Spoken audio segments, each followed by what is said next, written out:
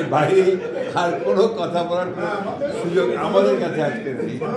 সরকার কিন্তু এই যে কোনো একটা এত বিশাল এত গুরুত্বপূর্ণ বিষয়ে যখন একটা নীতিমালা তৈরি হয় তখন তো এটা মানুষের কাছ থেকে মতামত নেওয়ার কথা, বা যারা পার্টি এটা এই সঙ্গে যারা সংশ্লিষ্ট তাদের মতামত নেওয়ার কথা।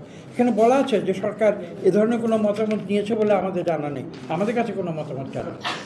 আমরা বর্তমান যে রাজনৈতিক পরিস্থিতি, গণতন্ত্র উত্তরণের যে পথ, সেই পথকে মসৃণ রাখা এবং আমরা যে লক্ষ্যে এতগুলো প্রাণ গেছে সেই প্রাণের বিনিময়ে আমরা যেন একটা সুস্থ সুন্দরভাবে যেতে পারি সেই পথেই আমরা হাঁটছি।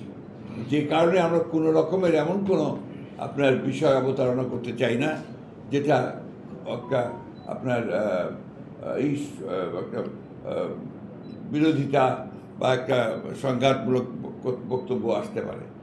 আমরা খুব স্ট্রেট ওয়েতে এই ইস্যুটা আমরা মনে করেছি যে এই মুহূর্তে দেশের মানুষের এটা জানা দরকার, তাদেরকে সরকারকেও জানানো দরকার। আমাদের as a responsible political party আমরা আমাদের দায়িত্ববোধ থেকে আমরা এই জিনিসটা জনগণের সামনে আপনাদের মাধ্যমে তুলে ধরলাম। Now it is the responsibility of the government, interim government, তারা কীভাবে এটাকে নিচ্ছে। ধন্যবাদ। দেখুন, এই নীতিমালা কোনটার সঙ্গে সাংঘর্ষিক সেটা কিন্তু এখানে বিস্তৃত বলা আছে, ব্যাখ্যা করা আছে। আমরা জনগণের স্বার্থটা বড় বিবেচনা করি এবং আমরা যে কথাটা নির্বাচনের সঙ্গে সংশ্লিষ্ট যে বিষয়টি আপনি জানতে চেয়েছেন তার উত্তরটি কিন্তু এখানে বক্তব্যে বলা আছে। আমরা বলেছি যে নির্বাচনে আগে এই স্বল্প সময়ে তারা দীর্ঘ 11 মাস কিন্তু এটা নিয়ে কোনো কথা বলেনি। এখন এই সময়ে এসে তড়িঘড়ি করে এটা করাটা এটা আমরা সঠিক মনে করি না। মানুষের সঙ্গে আলোচনা করা একটা কনসালটেটিভ প্রসেস যাকে বলা হয়, সেই কনসালটেটিভ প্রসেসটা তাদের এই যে তারা ডিসিশন নিতে যাচ্ছে সেখানে অনুপস্থিত, এবং সেটাই কিন্তু আমাদের জন্য উদ্বেগের বিষয়। দেখুন, আমি কিন্তু এটা উত্তর ইতিমধ্যে দিয়ে দিয়েছি। আপনারা বিগত সরকারের উদাহরণ আমরা দিয়েছি। এখানে দেখুন, প্রতিটি সমাজে এবং যারা রাষ্ট্র ব্যবস্থাকে যারা নিয়ন্ত্রণ করে তারা সবসময় চায় দেখেন একটা অলিগার্কির মাধ্যমে।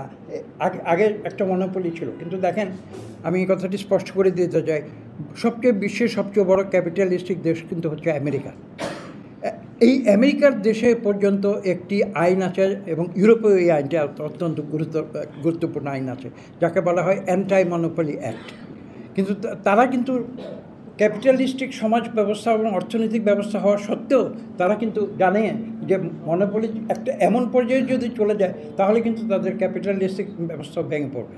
কাজে তারা কিন্তু সতর্ক এবং এটাকে বলে চেক অ্যান্ড ব্যালেন্স তারা সিস্টেমের মধ্যে করে রেখেছে। কিন্তু আমাদের এখানে কিন্তু এই নীতিমালায় সেই ধরনের কোনো চেক অ্যান্ড ব্যালেন্স নেই, সেই কথাটি কিন্তু আমরা বলতে চাচ্ছি।